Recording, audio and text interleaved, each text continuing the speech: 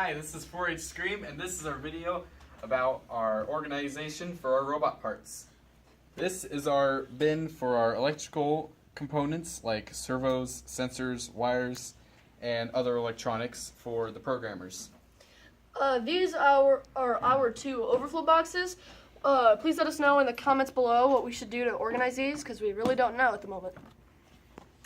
These is where we have our motor shafts. This is our motion box mostly. We have our small and big shafts. We have these pieces. Yeah, and gears.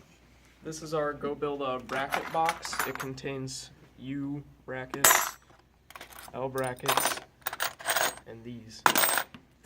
This is our Go Build a hardware kit, and it focuses mainly on fasteners, especially the M4 kind, unlike the Rev. This is the Rev rotational movement box. We have many of the things that make a bot go round, such as gears, axles, chains, and most importantly, zip ties. This right here is our FTC bracket box. Not too much to say. It's got a bunch of brackets in it that you put on the robot. This is our Rev M3 hardware box. It contains nuts, bolts, pretty much any hardware stuff.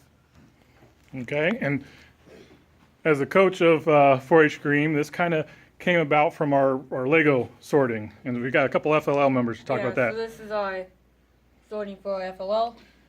These are all Stanley bins. These are the smaller bins for the stuff we don't have too many of. Medium bins for stuff like pegs, which we have a ton of. And we had the big bins for the big stuff, and then we got another big bin for the beams.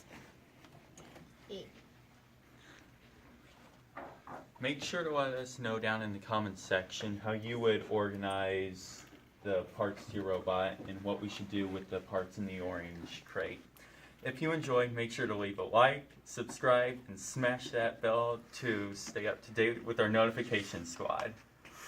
Good day.